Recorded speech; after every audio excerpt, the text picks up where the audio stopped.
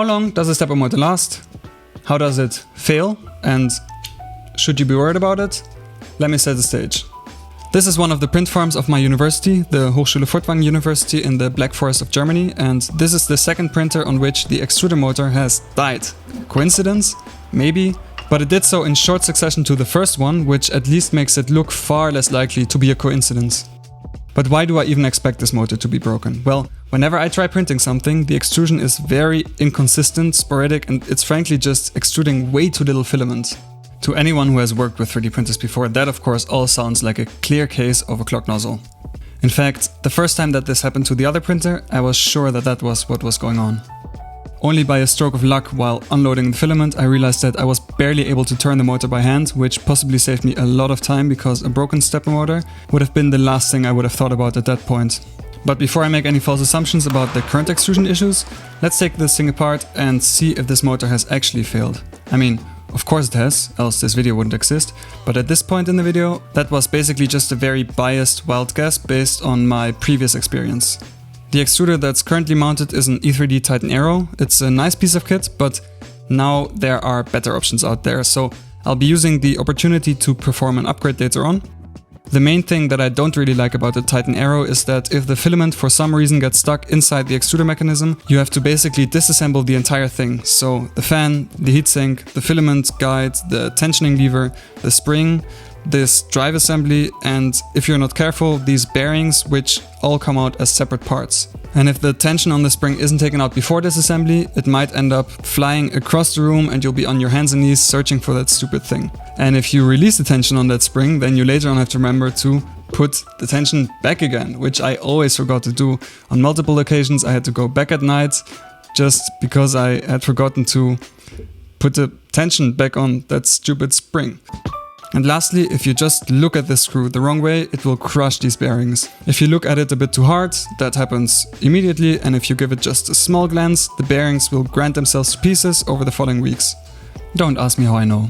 The correct torque setting for that screw is somewhere between the point where the screw is just still rattling and just not rattling anymore, which is not quite user-friendly. Well, at least it's not quite Constantine-friendly, let's put it that way. Okay, sorry for the tangent. All in all, I really like the Titan Aero. It's a real workhorse and the print quality it produces is very good. I just don't like repairing it. With all that said, you can tell that something's wrong with this motor. Usually you can easily spin them by hand when they're not powered on, so let's take a look inside and see what's going on.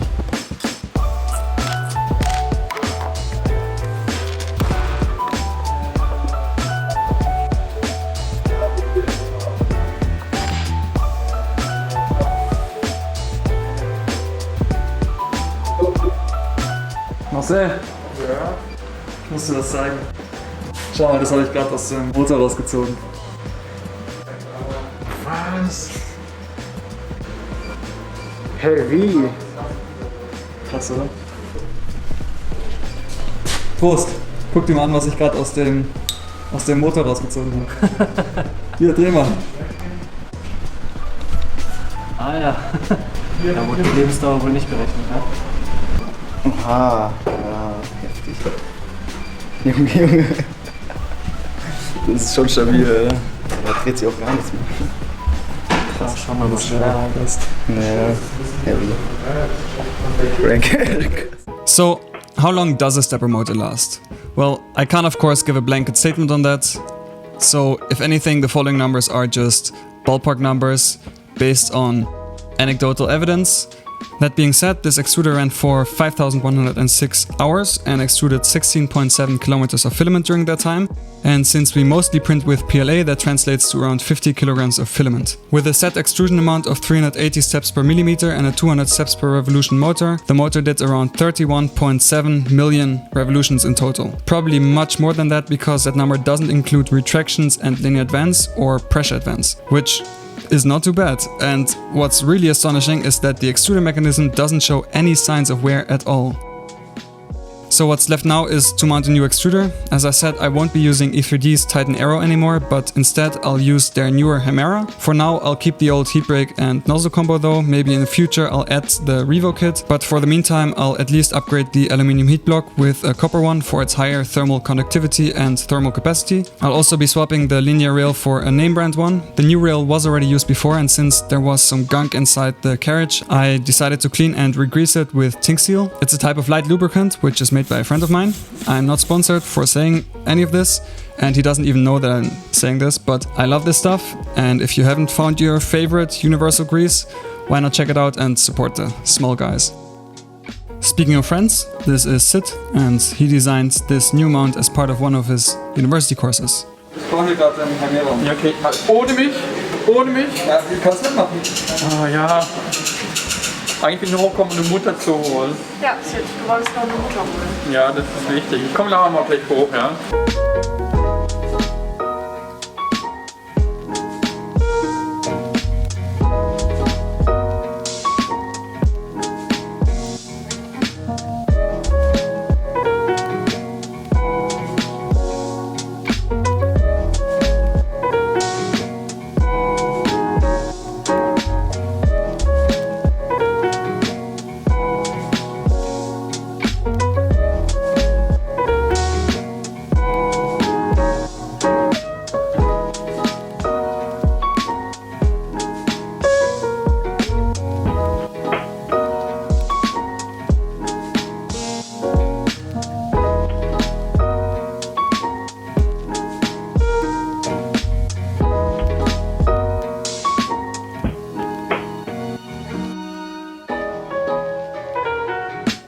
We printed it in clear PETG, which at first I didn't really like the look of that filament, but now I kinda like it. It does look pretty interesting and unique. And the mount itself is of course also great. It's very easy to disassemble now. You just have to take out these two screws and the entire mechanism comes off. And as an added benefit, the extruder mechanism has a dual drive gear, which means that the filament is gripped from two sides instead of one. That has a whole host of benefits and some drawbacks as well, but the main benefit for me is that the increased force that can be applied to the filament that way helps clear out partially clogged nozzles. So it's a huge reliability factor for me. Finally, I have to change some parameters in the firmware, such as PID values for the nozzle heater and steps per millimeter, since the Hemera and the Titan Aero have slightly different reduction ratios. I already did that before for the other printer and I added some custom definitions, so all I have to do now is to apply those definitions for this printer, which is HFU bot number 2. And that's not a typo, by the way, it's just the German word for number. And then I have to upload the code, clean the EEPROM, set the new Z offset, and I think that's it.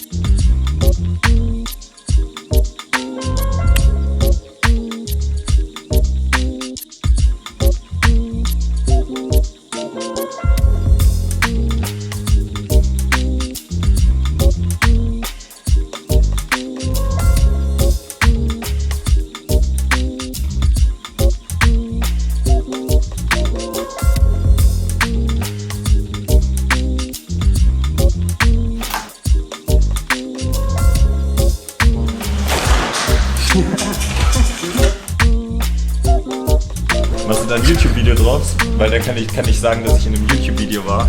Bei dem Typen, der bei Tom Scott im YouTube-Video war. But you cannot just plug it like a bathtub.